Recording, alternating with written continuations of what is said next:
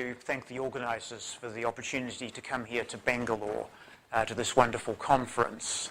They've done a great job of organising everything. This is the first conference that I've ever been to where we really get the red carpet treatment on the way to coffee. So thank you. So I want to start by recalling the classical situation which Dani described in his lecture on the first morning, and which Pat described again in his public lecture on Wednesday. So I want to think about the hyperbolic plane, and so let me emphasize that at least topologically this thing is a disk of some dimension, and it has a metric on it, the hyperbolic metric.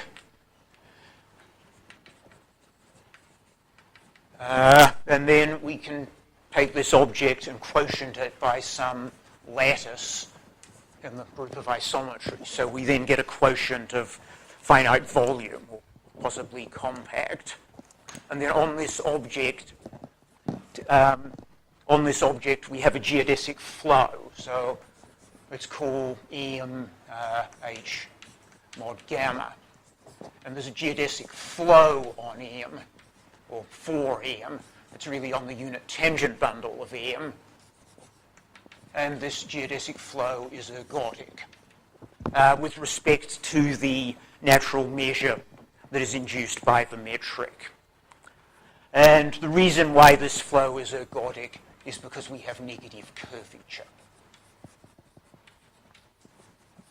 And the proof, well, in the special case of constant negative curvature, which we have here, you can give different arguments. But if you want to extend to the case of variable curvature, then you need the argument of Eberhard-Hopf, which Pat described so beautifully on Wednesday. So you use the Hopf argument. Okay, so now let me move to the situation that I want to talk about today, which in many ways is very closely parallel to this classical situation. So instead of the hyperbolic space, we have Teichmuller space. And whatever else Teichmuller space may be, it's a disk of some dimension. And on Teichmuller space, you actually have many different metrics. The one we're interested in today, or primarily interested in today, is the Vae Peterson metric. So this is some metric on Teichmuller space. Henceforth, it will be the WP metric. And now, instead of the lattice gamma, well, we're interested in a specific lattice, the mapping class group. And there's a quotient of Teichmuller space by the mapping class group, which is called the moduli space for the surface in question. And on the Vae Peterson metric is equivariant with respect to the mapping class group, so we get a metric on here. We have a geodesic flow, and again we have the natural measure on the unit tangent bundle induced by the metric, and the geodesic flow is ergodic. And the reason why it's ergodic is because the Vae Peterson metric has negative curvature.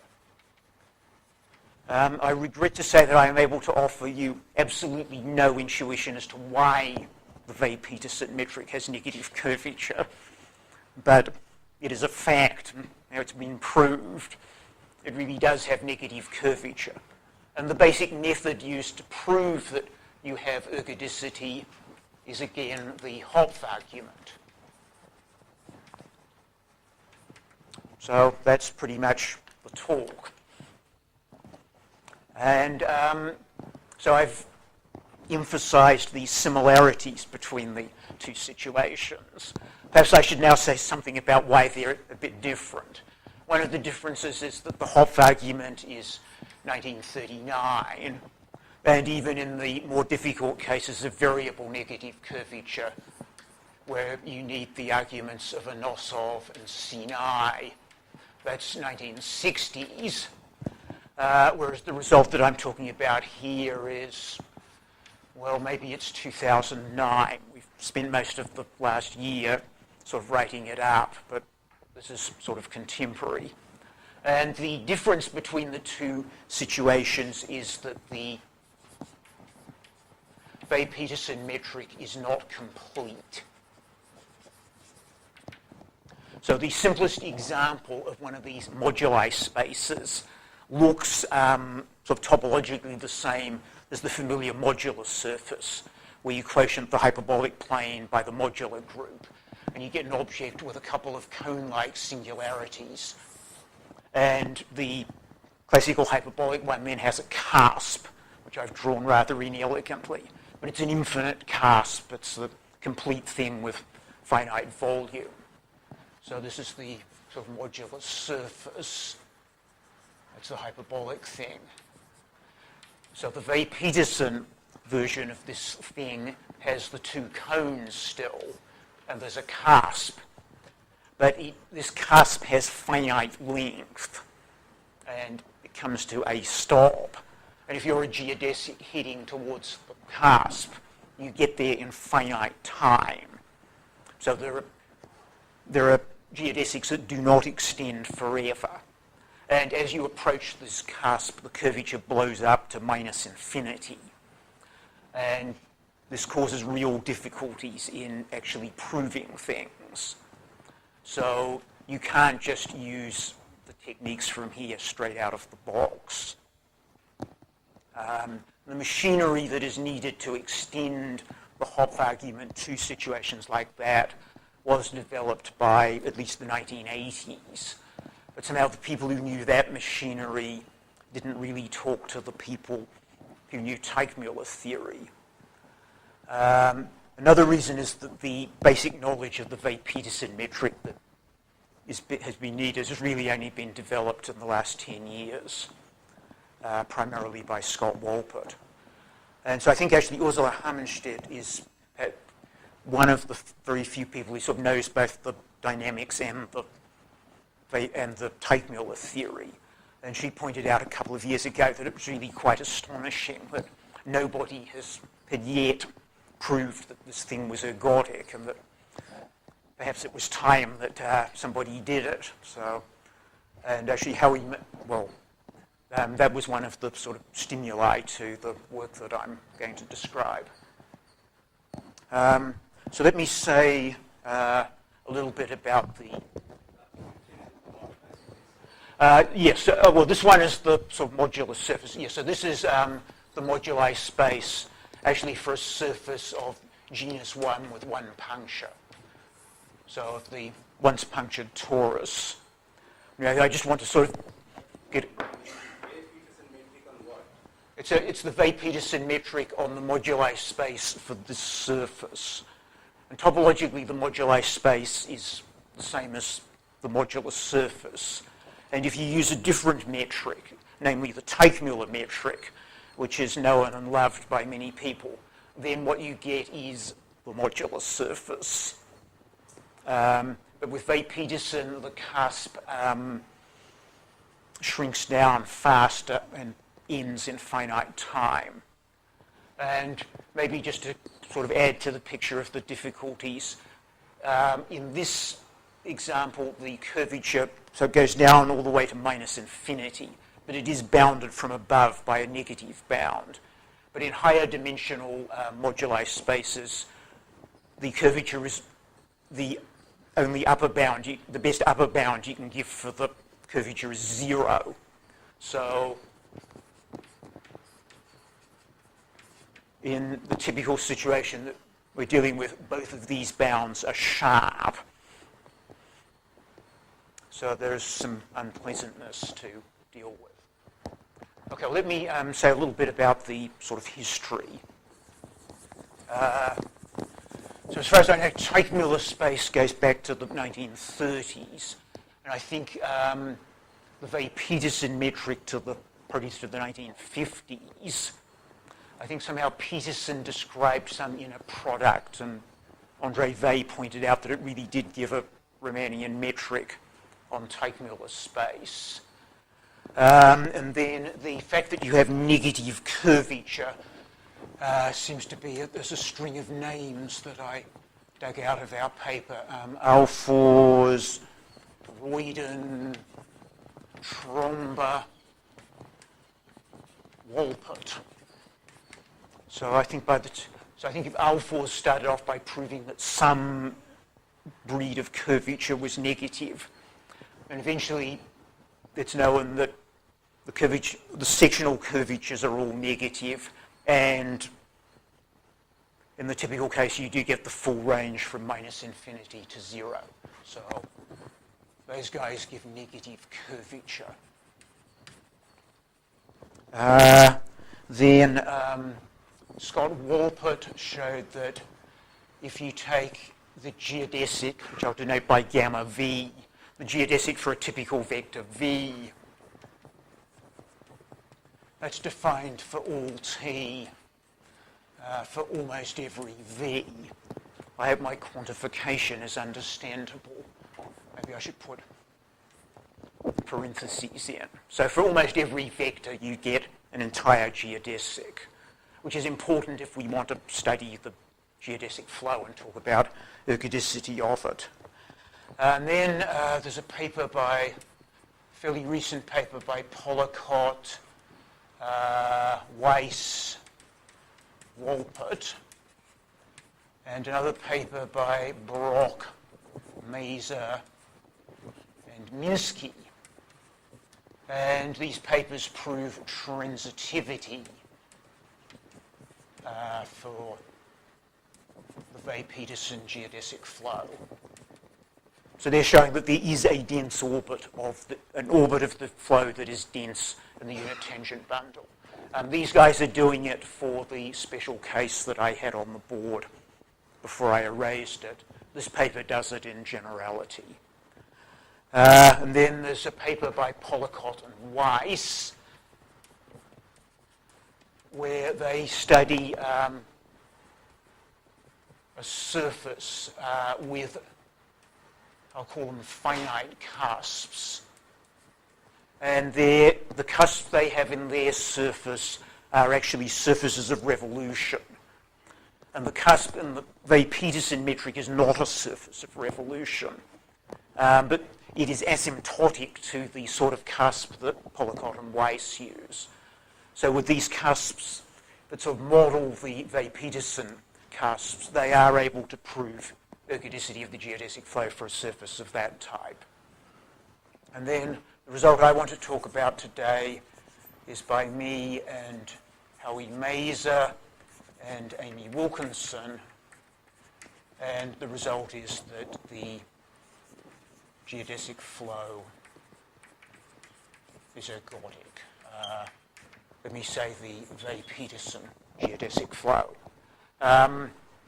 So actually this gives an independent proof of the transitivity.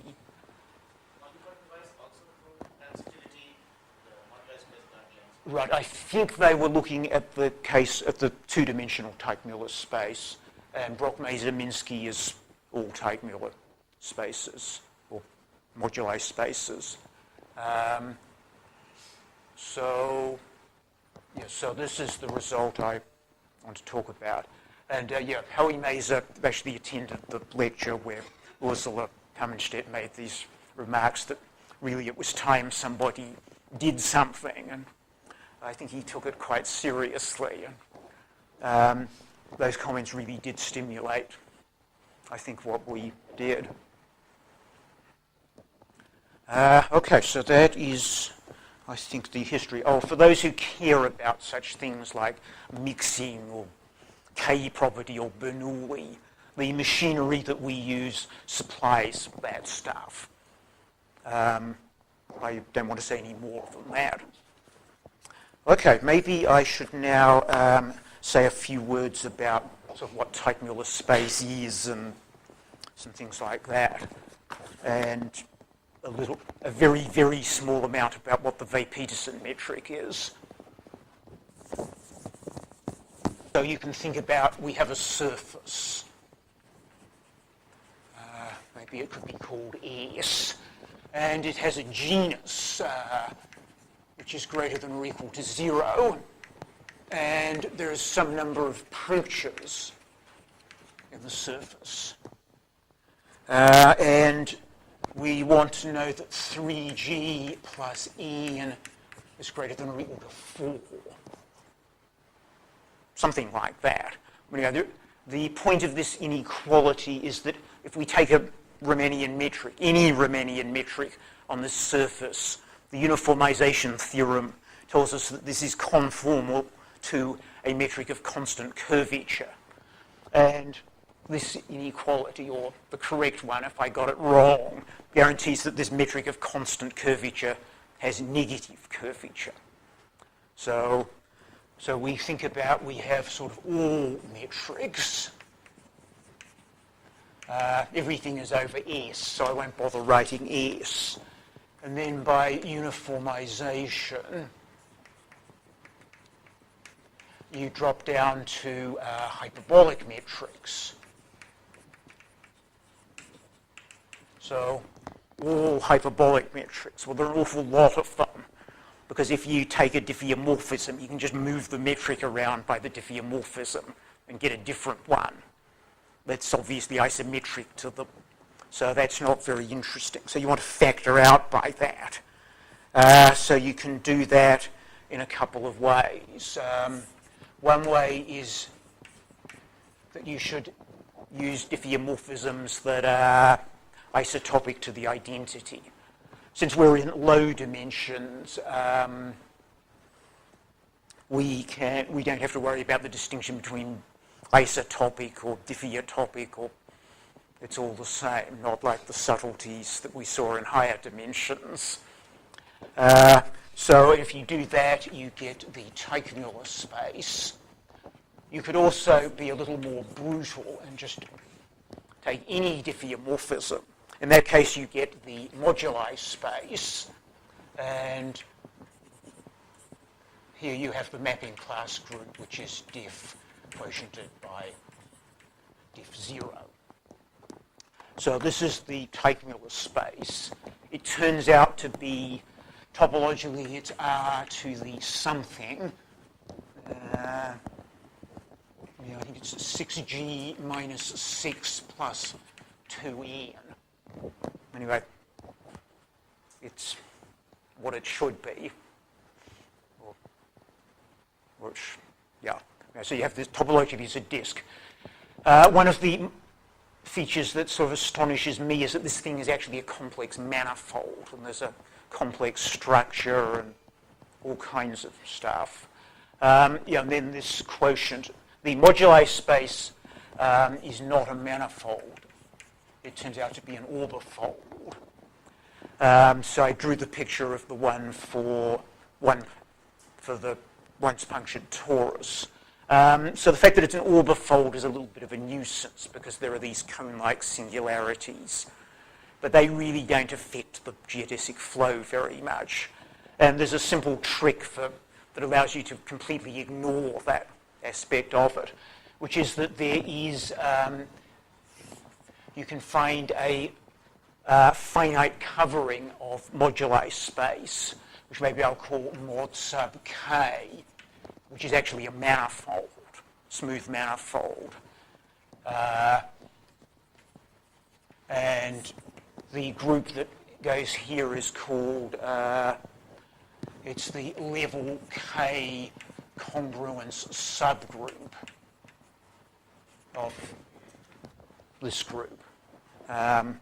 It's some subgroup, and it allows us to find a finite cover where we can just ignore the slight difficulties that come from the fact that it's not a manifold.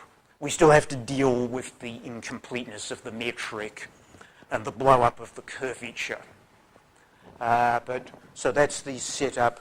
So essentially what we really prove is that the geodesic flow of this thing is ergodic. And that's one way of explaining what we mean by ergodicity down here. Okay, so that's the setup. And then, of course, you want to have Riemannian. It's about time to say something about what the Vae Peterson metric is. So one of the challenges for a non-Teichmuller person like me is it's now even the existence of this thing as a major theorem. Learning what the tangent bundle is another theorem. It goes on and on like that. So I will tell you, I want to actually think about it turns out to be easier to describe the metrics on the cotangent bundle than on the tangent bundle. So, and the cotangent bundle of Teichmuller space turns out to be sections of some bundle over the surface. And it's not entirely surprising because the element of Teichmuller space is describing some structure. Either you can think of it as you can think of it as as a hyperbolic metric. You can also think of instead of hyperbolic metrics, you can think of conformal structures. You can think of metrics that are flat except for singularities where there's a cone angle that's a multiple of 2 pi. There are various ways to think of things. But you have some sort of global structure on the surface. And the tangent or cotangent vector describes sort of change of this. So it's not surprising that it's some object that's all over the manifold. It'll be a section of some bundle. For those who care, the bundle in question consists of meromorphic quadratic differentials, and the singularities that they're allowed to have are simple poles of the punctures of the surface, sections of some bundle. And you can then think about putting various norms on these sections. One norm you can use is the L1 norm.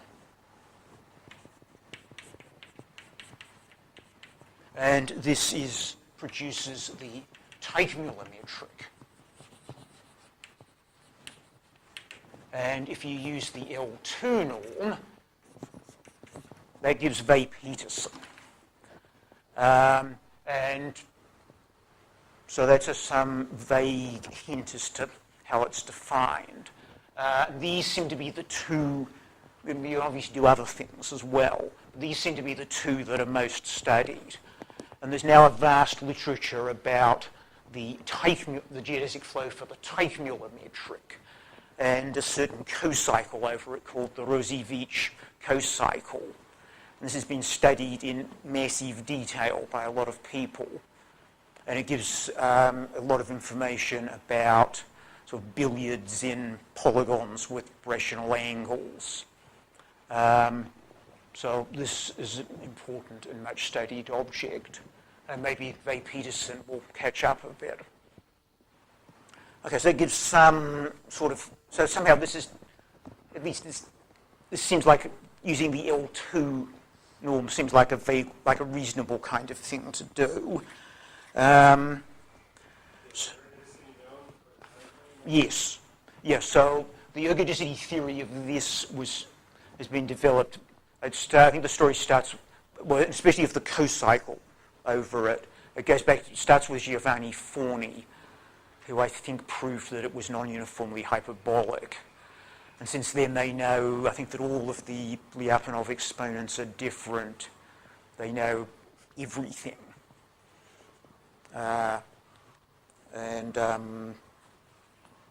So it's, this has got a ways to go to catch up. So with the, so there are some differences. So for let me maybe just sort of hint at the differences. So for the Teichmuller metric, it's nice because it's complete. Vae Peterson is nasty because it's incomplete. Teichmuller is not so wonderful because it's only a Finsler metric, whereas Vae Peterson is Riemannian. Vae Peterson has negative curvature. Finsler, just say no, it doesn't have negative curvature. And so Teichmuller metric seems to be relevant to the picture of of Teichmuller space indexing the sort of flat metrics with singularities. Vae Peterson seems to be relevant to the picture of Teichmuller space indexing hyperbolic metrics. And yeah, the Vae Peterson metric is a Kähler metric. That's actually important for us. And so let me say, so as you'll notice, I'm pretty much refusing to tell you exactly what the Vae Peterson metric is. And one of the features of it is that there's no way to write down, sort of anything like explicit formulas and coordinates. You can get coordinates where one part of it looks nice, the other part is just something. Or you can get the other part to be nice, and then you can never get it all to look nice and pinned down. So since it's a Kähler metric, if you want to take the inner product of two vectors, it comes from some two form, which I'll call omega. And so this is a two form, and J is the almost complex structure, which comes from the fact that we actually have a complex manifold. So this is rotation by 90 degrees, multiplication by I. And this trick turns the two form into a Riemannian metric. So I will not attempt to describe what J is, except that it comes from the complex structure. But I will give you a formula for the two form. And I'm not sure, Howie Mazur keeps calling it Wolpert's magic formula. I'm not sure if how much it's going to come across in this talk. But Wolpert's work, what we did would not have happened without all the work that Wolpert has done. I mean, he knows just about everything that is known about the Vae Peterson metric. Most of what is known was worked out by him. So his formula is that this two form, I think there's a half in there, and you take the sum of dLi wedge d tau I. And the L's and the taus come from what are called Finchel-Nielsen coordinates, which are familiar to many people. So if we have a surface, a hyperbolic surface, you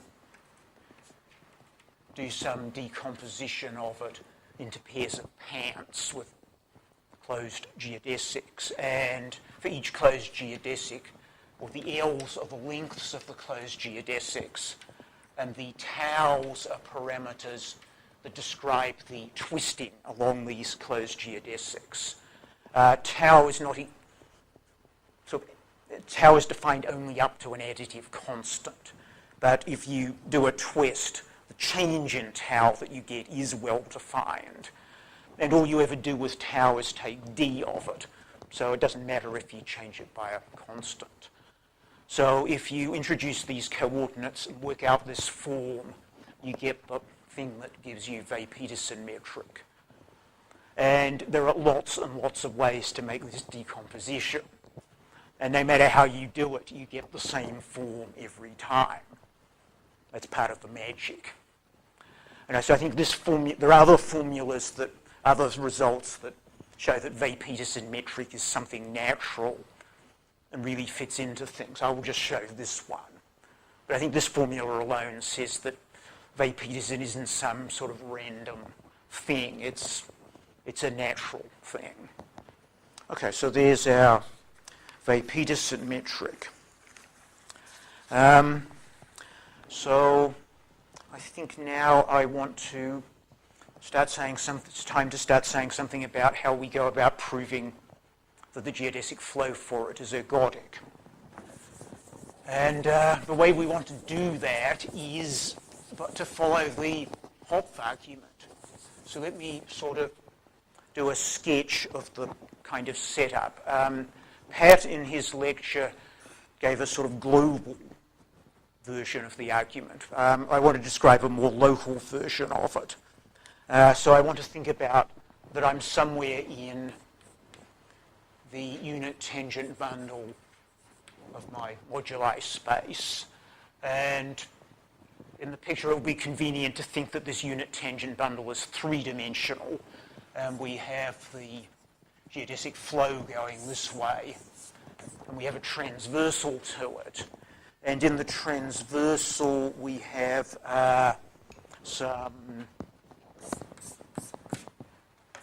these guys are the stable manifolds that Pat described, and going the other way, we have the unstable manifolds.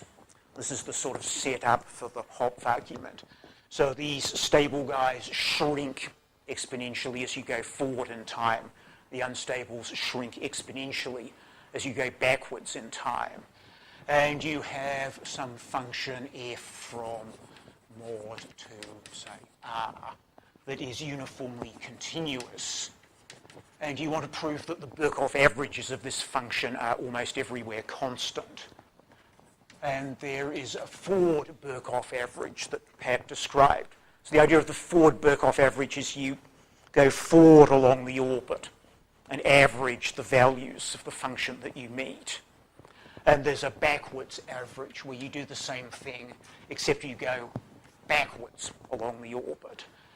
And Pat showed the argument of Hopf that this Ford average is constant on these stable leaves. Because if you have two things in the same stable leaf, as you go into the future, they get closer and closer. And the things that are being averaged become the same. And the other average is constant on leaves of the other foliation. And these guys are equal almost everywhere. And so what you want to do is to find a leaf. It might be, you see I drew, so it might be some stable leaf with the property that along this leaf, almost everywhere along this leaf, you have the equality. And then through all those points where you had equality, since see f hat plus was constant along here, at all these points you switch over to f hat minus, which is constant that way, and you see that f hat minus is almost everywhere constant in a neighborhood. That's the Hopf argument. And when you present it that way, you hide the only difficult part of the argument. But Pat very honestly pointed it out on Wednesday. But since it's so important, let me remind you of it again. We can take this picture. So let me draw the picture again, actually. We have the two foliations. And you could imagine fixing some point in the middle and creating some coordinates where you straighten out the leaves through that point. And then you straighten out and then a point like here will correspond to, you look at where the leaves through it intersect the base leaves through the base point. And so you sort of straighten out the picture on the right to the picture on the left, you straighten out to a picture on the right where the leaves are now straight. And you need the map between the two pictures. It's essential that measure 0 corresponds to measure 0.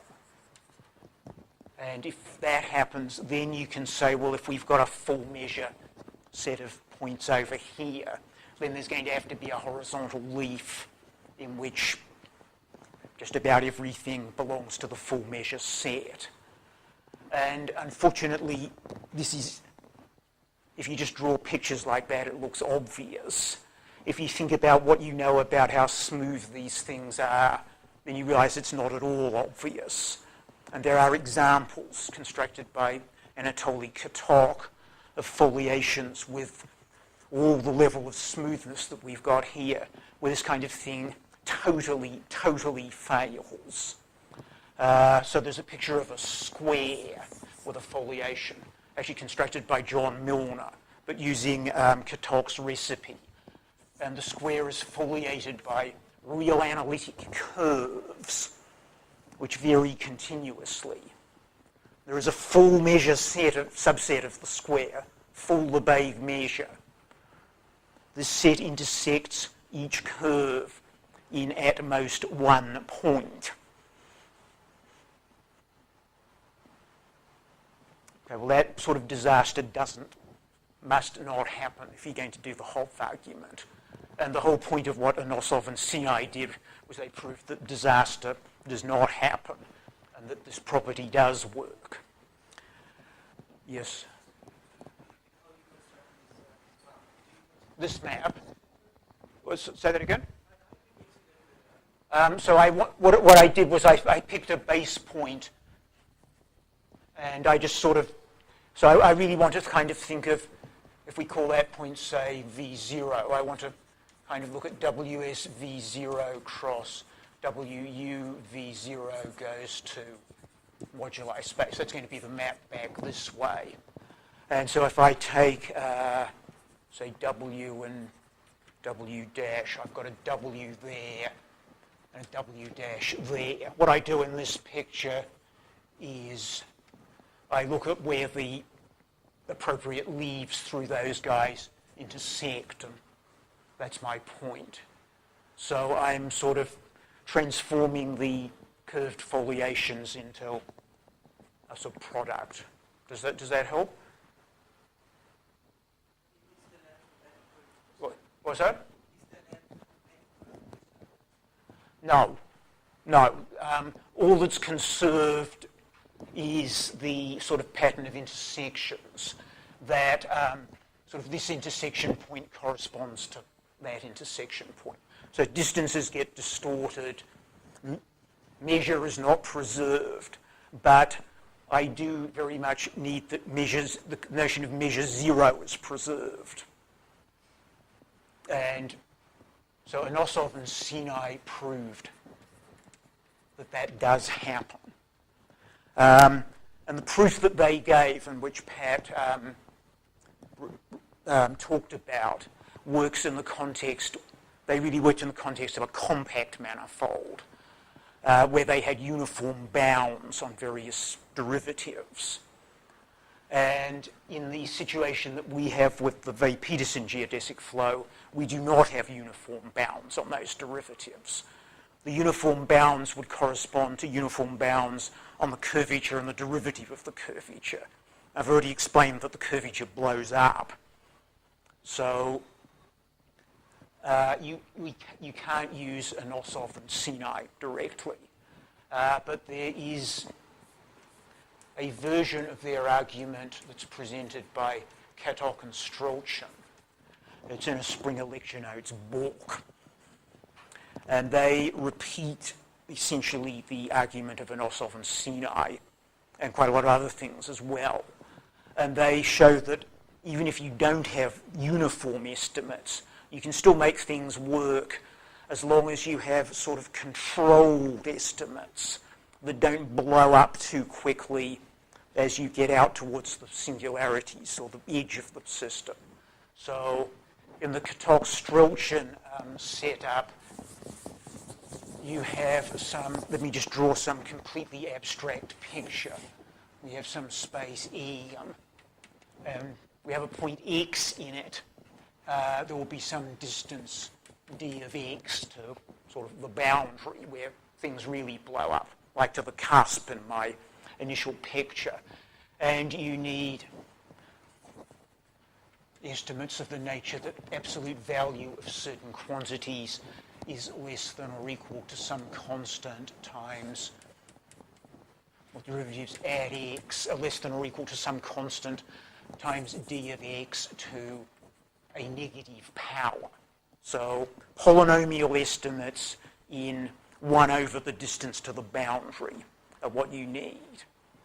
And if you can get that, then you're in good shape. You can get absolute continuity. So I think I have to write the words absolute continuity on the board. That's what this property is called. And after all the work of Eberhard Hoff, getting this is really the only difficult thing in the proof of ergodicity. And thanks to Katok and Roushon, all that you really need to do to get absolute continuity is to get estimates of this nature. Well, you also have to do a great deal of work, because Katok and Roushon, you see, I wrote down the list of things. I think you have properties of something like A, B, C, and 1 through 4. There's all kinds of stuff you have to check. But the main thing that you need to do is to get these controlled estimates. Yes? Could you say that again? What was that? In that estimate, yes. What derivative? Well, we'll come to that. There are quite a lot of derivatives that have to be estimated. All I really want to get across at the moment is that certain estimates of this kind have to be done. And so far all I've done is drawn as some kind of abstract picture of what the Hopf argument looks like. I think before I go further, I should say something about what these things actually are. And then I will try to say something about these estimates. So in the case of, let me go back to the classical case of a complete manifold of negative curvature. And you lift up to the universal cover, and you think of a geodesic. So there's a vector V, and you go out for some time t. And what can we do? We can start at a point back here, and we can join points to there. We get geodesics doing that. And then we can start from here and come back by distance t. So what I'm constructing is a sphere. And then we can let t go to infinity. And you get a limiting version of this picture, in which these geodesics now, well, in the case of negative curvature, they actually converge exponentially. And you get what is called a horosphere. And if we have our vector V, and we now take the tangent vectors to these geodesics that were the limits of those ones, that collection of vectors gives the stable manifold for V. And there's a parallel construction where you go in the other direction that gives the unstable horosphere. And in that case, you take the vectors pointing that way. Okay, there are certain difficulties there's a minor difficulty in doing this construction in the case of the moduli space, which is that the construction requires t to go to infinity. And if this geodesic stops because it runs into a singularity, you can't do the construction. But almost every geodesic does go on forever, and you can do the construction for them.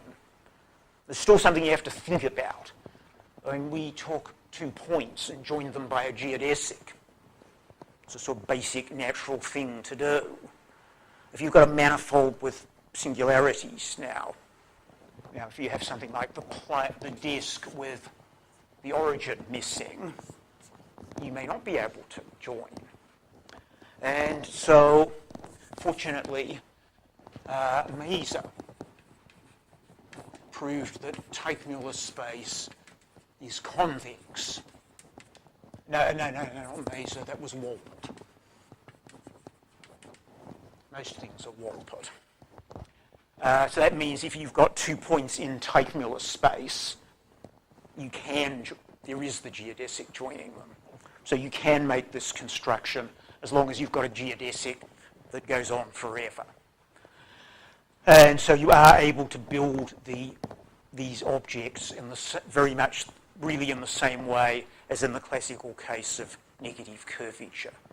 And there's a little argument which shows that these things really do, that for typical vectors, this stable manifold that you've constructed really does contract exponentially. I think I'll skip over that. So you're able to construct the stable and unstable manifolds in the usual way. And then we're faced with the kind of estimates that Katok and Roushon demand. Well, they demand a whole lot of other stuff as well that you don't want to hear about and I don't want to talk about.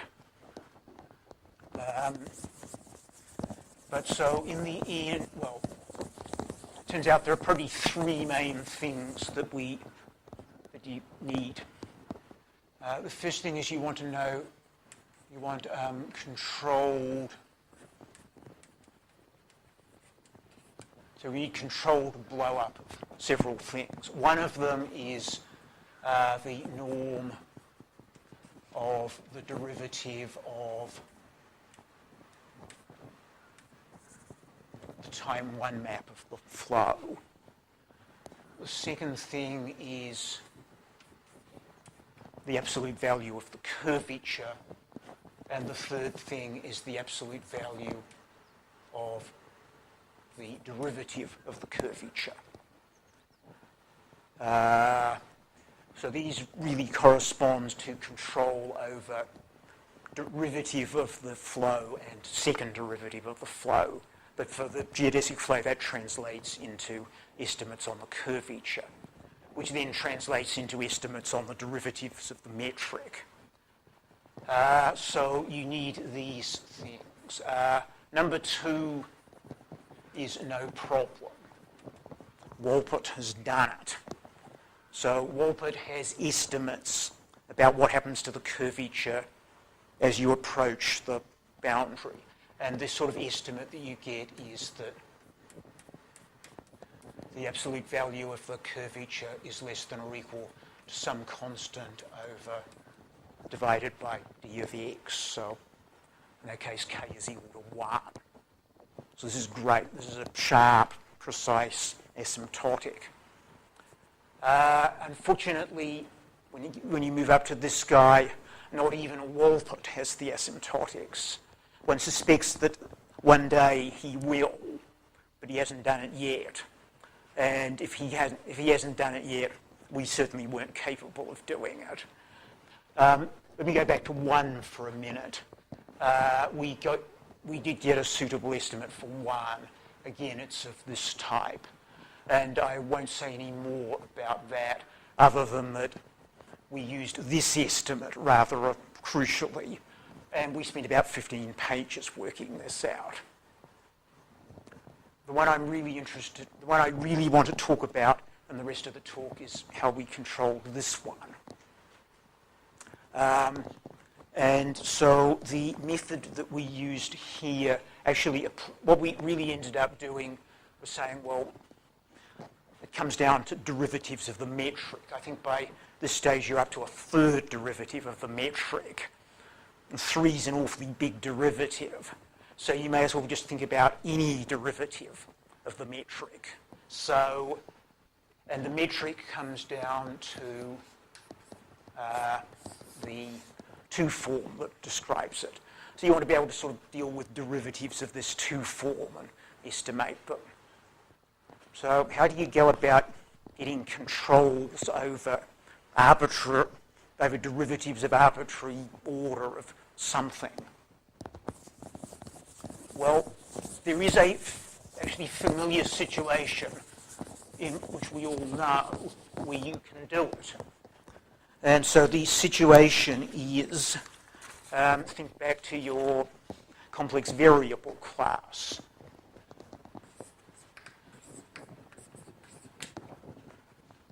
Suppose you have a holomorphic function from C to C, and there is the Cauchy integral formula.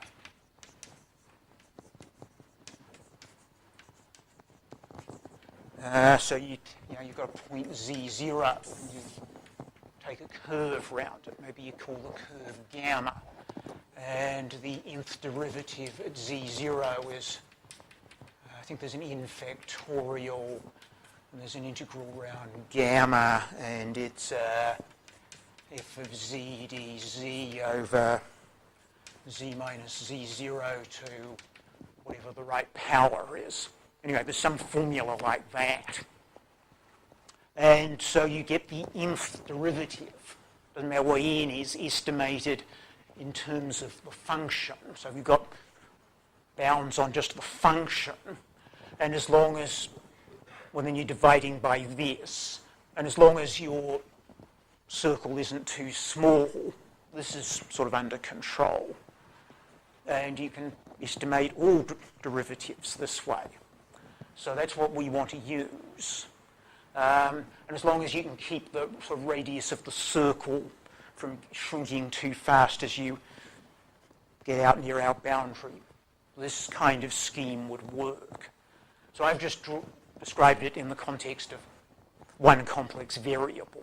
There's an analogous deal for holomorphic functions and several complex variables where you can get estimates like this for partial derivatives.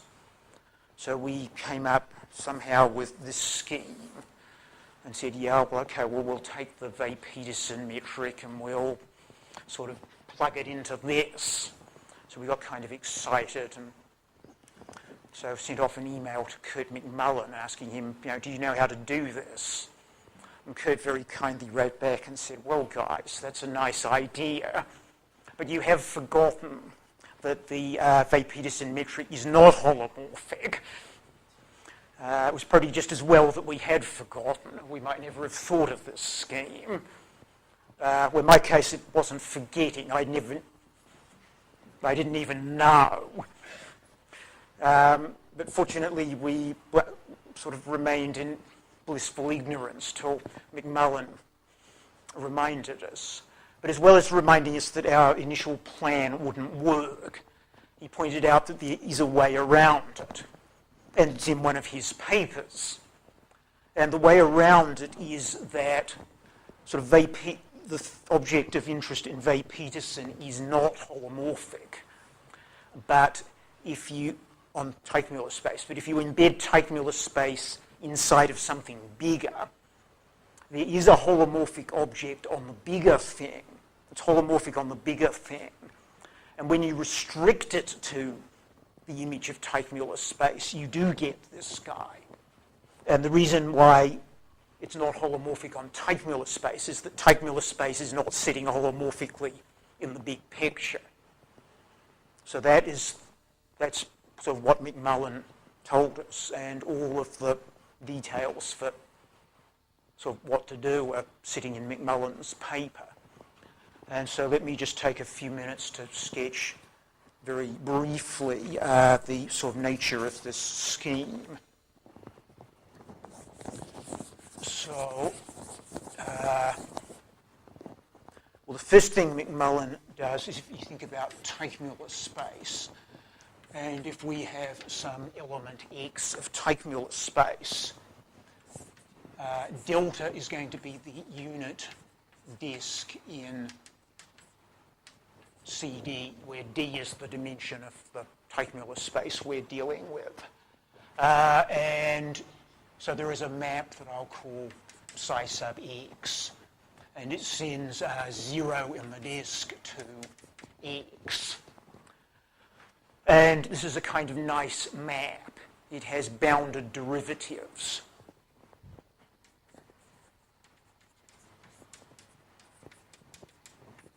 They're bounded above and below. But unfortunately, they're bounded with respect to the Teichmuller metric. That's what McMullen proves. So I should probably call this McMullen's disk.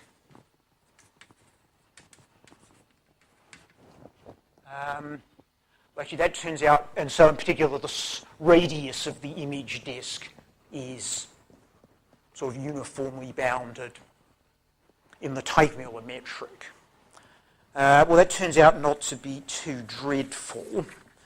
because you can prove an estimate that, let me just say that there is a controlled comparison of the Vae Peterson metric and the Teichmuller metrics. So, sort of, if x is close to the boundary, you get sort of blow up if you use Vae Peterson metric, but it's controlled blow up. So this is actually good enough. And one of the inequalities in the comparison here is just obvious. It's something like the Cauchy-Schwarz inequality. The other one we actually proved. And for someone who knows Teichmuller theory like Howie Mazur, it wasn't such a difficult exercise. And I think, it's an estimate that could have been known 20 years ago, but I think we're the first people who've wanted to use it. So, and then the other part of the setup is McMullen's one form.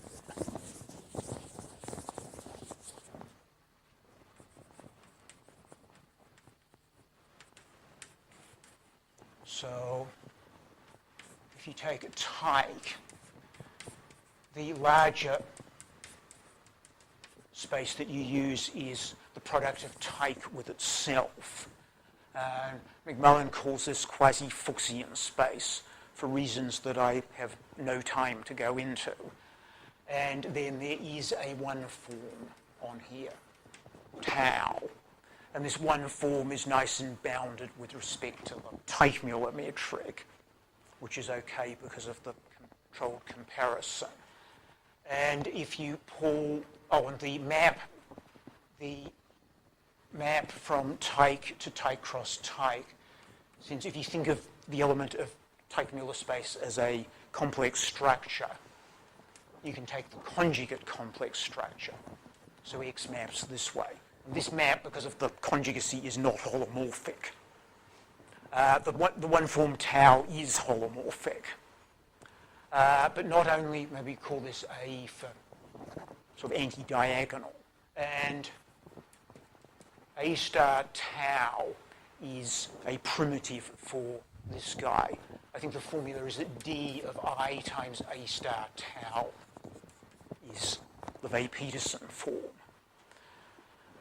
So you have this holomorphic guy here on which you can on which you can run this sort of game, where you really work with the coefficients of tau.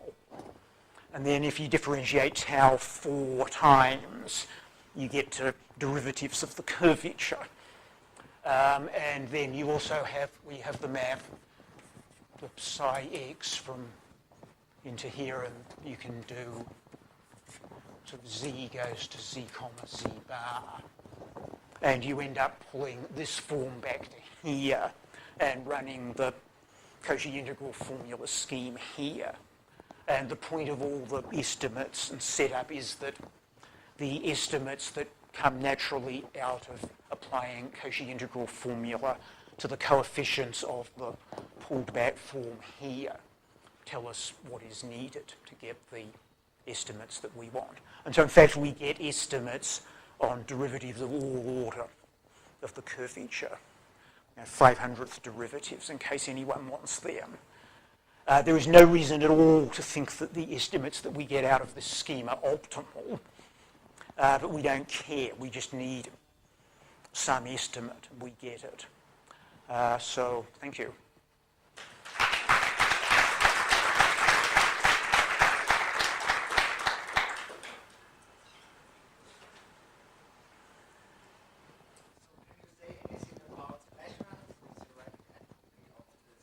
It's finite. Yeah. It's much smaller than the topological entropy. So the measure theoretic entropy is finite. You have to prove that the integral of something, whatever the right thing is finite, and that's one of the many things that I glossed over that we actually do. That's one of the less painful ones to do, actually. But then the topological entropy turns out to be infinite. And there's a cheap reason that allows you to get lots of topological entropy. I think it's because you take the surface and you make one of the geodesics extremely short, and then you can create lots of different things by doing Dane twisting.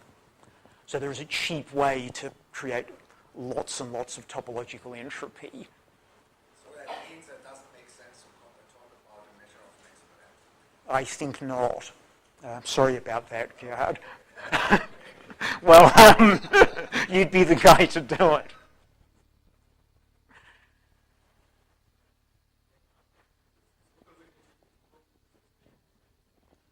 The continuity properties.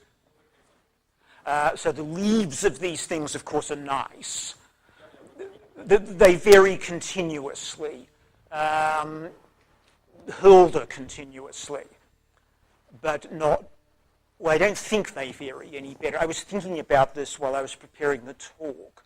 So if you actually go back to the general Anosov situation, so in Pat's talk, he talks mainly about the case of a geodesic flow for a surface, which is was Anosov flow in 3 dimensions, or equivalently Anosov diffeomorphism in 2 dimensions. In that case, the leaves vary C1, and Hopf proved that in the special case of the geodesic flow. When you move up to any higher dimension, they become merely Hilda continuous. And there are explicit examples. I mean, Anosov sort of gave a test and showed that there are examples that fail the test. But to create examples that fail the test, you want to be able to take something and perturb it so that the test fails. In this Vae Peterson context,